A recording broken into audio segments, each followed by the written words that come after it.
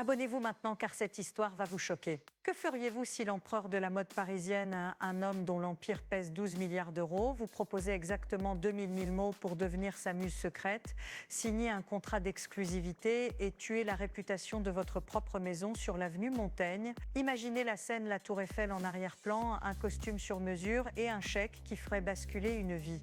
Dans cette histoire, vous allez découvrir premièrement comment il a construit son pouvoir en manipulant l'image plus que la couture. Deuxièmement, pourquoi elle a accepté de jouer ce rôle malgré sa fierté et ses dettes cachées. Et troisièmement, le secret qui va faire s'effondrer les deux empires, un secret si intime qu'il remettra en cause l'amour, la loyauté et la mode elle-même. Restez jusqu'à la fin car le twist final va vous laisser sans voix, mais elle ne savait pas que sa vie allait basculer. Paris respire la mode et les secrets. Alexandre Morel, 42 ans, PDG et créateur patron d'une maison surnommée l'Empereur pour son style impérial et ses défilés sur l'avenue Montaigne, possède un empire évalué à 12 milliards d'euros. Son bureau au dernier étage d'un immeuble haussmannien donne sur la Seine, ses rendez-vous se tiennent dans des salons privés près du Palais Royal et ses afterworks se terminent souvent au bar Hemingway quand il ne dîne pas au Meurice. Il porte des costumes Siffonelli, a un goût pour les montres Patek et un réseau politique et financier qui lui assure une immunité sociale presque totale. À l'opposé, Élise Laurent, 31 ans, a fondé Maison Laurent dans un atelier du Marais. Sa marque, jeune mais influente, lutte pour se tailler une place face aux géants. Élise est brillante, elle maîtrise la coupe, refuse les compromis et a une âme de révolutionnaire. Sa beauté n'est pas seulement dans son visage, mais dans la façon dont elle manie le tissu, ses mains tachées de fil et de sueur. Elle est l'incarnation d'une France créative qui refuse la capitulation. Le conflit est évident, Alexandre représente le système, l'argent, l'échelle mondiale, la presse achetée. Élise incarne la résistance, l'artisanat, l'authenticité, le péril d'être acheté. Entre eux, un fossé d'ego, de contrats et de conseils juridiques. Si vous aimez ces histoires de pouvoir, likez cette vidéo, c'était à régulier et de la chaîne. Ce qu'il allait découvrir allait tout changer. Leur collision n'était pas prévue, une fashion week orageuse, un front trop exigu, une robe déchirée. Alexandre remarque une silhouette qui ne lui appartient pas, Élise, en robe noire, concentrée, donnant des directives comme si elle était déjà à la tête d'un grand show. Il la reconnaît pour ses croquis provocateurs, mais il ne s'attendait pas à ce qu'elle rejoigne la même scène que l'empereur. Le premier échange est un duel d'esprit. Il la salue avec ce sourire d'homme habitué à être obéi.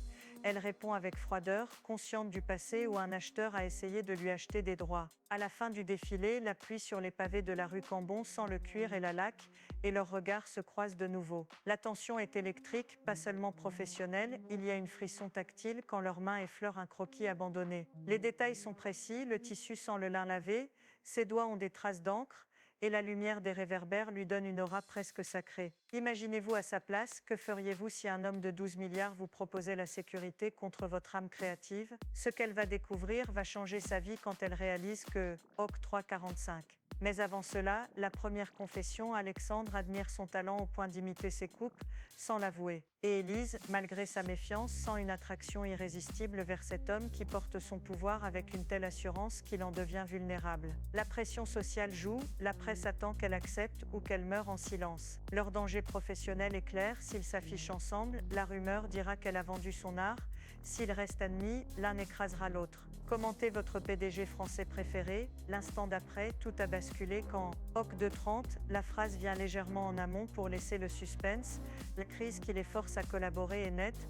Un tribunal médiatique s'ouvre contre Alexandre pour pratiques anticoncurrentielles. Les documents fuitent, des designs non licenciés apparaissent et les actionnaires paniquent. Sa maison risque une amende de 300 millions d'euros et une perte de réputation qui pourrait détruire aussi bien l'empereur que ses alliances dans le luxe. Alexandre a besoin d'une preuve d'innocence ou d'un atout, une nouvelle image, plus humaine. Il propose à Élise un contrat secret. Elle deviendra sa muse officielle pour une capsule de 3 collections, rémunérée, protégée, mais soumise à une clause de non-concurrence. En échange, il promet de l'aider à prouver que ses créations volées venaient d'une cellule interne, pas d'elle. Forcée par ses dettes, son atelier surendetté et une offre de rachat hostile, Élise accepte, mais elle cache un autre secret. Elle a découvert que son frère, ancien tailleur, a co-signé un accord avec une maison rivale pour saboter certains lancements. Son cœur est partagé entre loyauté familiale et éthique. La proximité les fait tomber dans une intimité qui n'était jamais prévue, un dîner au château de la Croix-Valmer, une promenade au milieu des vignes de Bourgogne, la mer comme témoin sur un yacht discret. Les sensations sont détaillées, le goût d'un vin rare, la soie qui glisse entre leurs doigts, le parfum de cèdre d'une cabine privée. Dites-nous, croyez-vous aux secondes chances? Mais soudain, un secret éclate qui va tout détruire. Ox. Lors d'une soirée de gala, une vidéo leakée montre Élise en réunion avec un acheteur étranger, échangeant des termes qui semblent être une trahison. Les médias ne tardent pas à crier au scandale. Est-ce un montage, une manœuvre d'Alexandre pour la contrôler, ou un piège d'une rivale jalouse? Les réseaux sociaux s'emballent et la réputation d'Élise vacille. Son atelier est cerné par des journalistes, ses mannequins reçoivent des menaces. Le choix semble évident, fuir ou se battre. Derrière ces révélations, Élise confesse une vérité intime à Alexandre. Elle a accepté de faire croire à une réunion avec l'acheteur pour couvrir un paiement nécessaire afin de sauver son équipe de salariés. Elle voulait protéger les siens, pas trahir l'art. À cet instant précis, la sympathie d'Alexandre change. Il ressent la fumée d'une trahison et l'odeur familière d'un tissu brûlé, métaphore d'un empire qui flambe. La confrontation se produit au siège de l'empereur. Les bureaux sentent le cuir ciré et le café brûlant. Alexandre découvre que l'adversaire le plus dangereux n'est pas une maison étrangère, mais la directrice commerciale qui l'a promue, Claire Dubois, qui jalouse sa créativité et a orchestré les fuites pour le faire tomber et prendre la place. Il y a une tension physique, leurs doigts qui se serrent sur des documents, leur souffle qui se mêle. Le choix qu'il va faire va vous surprendre car, Oxin suit, il pourrait sacrifier tout son empire pour prouver son innocence, ou utiliser le scandale pour écraser la concurrence. Il choisit l'amour comme stratégie. Alexandre publie une vidéo où il assume publiquement une liaison, mais pas pour manipuler, pour protéger. Il révèle qu'Élise est sa muse et sa partenaire créative, pas une complice. Cette confession publique choque la haute couture, un homme de pouvoir s'expose et vole la une des magazines. Les conséquences sont immenses, certains actionnaires partent, d'autres applaudissent le fameux risque romantique. Sa décision met sa réputation en danger, mais renverse la narrative. La foule retient son souffle. La scène est sensuelle, mais respectueuse, un baiser retenu dans l'ascenseur, un échange de promesses sur la terrasse, le goût salé de la scène au petit matin. Ce qu'il ne savait pas, c'est que Claire avait un dossier encore plus explosif, des contrats falsifiés, des comptes offshore, des rendez-vous avec des lobbyistes. Lorsqu'on les dévoile, la loi et l'opinion publique basculent.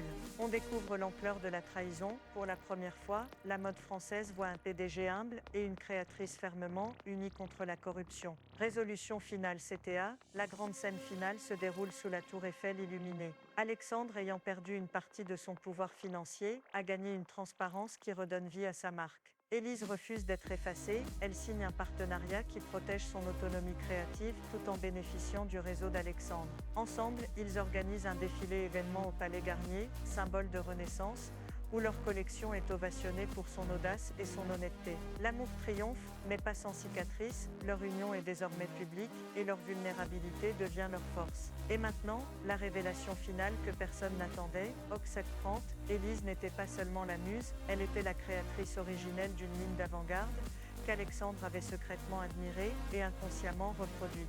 Elle n'avait pas trahi la mode, elle a demandé la reconnaissance qu'on lui avait refusée. Cette histoire vous a touché? Laissez un cœur rouge si vous croyez à l'amour. Abonnez-vous pour découvrir chaque jour les secrets des PDG français. Activez la cloche car la prochaine histoire va vous stupéfier. Et vous, quelle est votre histoire d'amour impossible? À votre avis, que devrait-elle faire? Avez-vous vécu une situation similaire? Croyez-vous aux secondes chances en amour? Point de rétention à chaque instant, imaginez la soie sous vos doigts, sentez le vin, ressentez la menace sur leur statut. Nous avons tous ressenti cette passion, cette peur de perdre quelque chose de précieux. Si cette histoire vous a plu, likez, commentez, partagez et revenez demain pour une autre révélation du monde où le pouvoir et l'amour s'affrontent sur les plus belles avenues de Paris. Nombre de mots, 1000.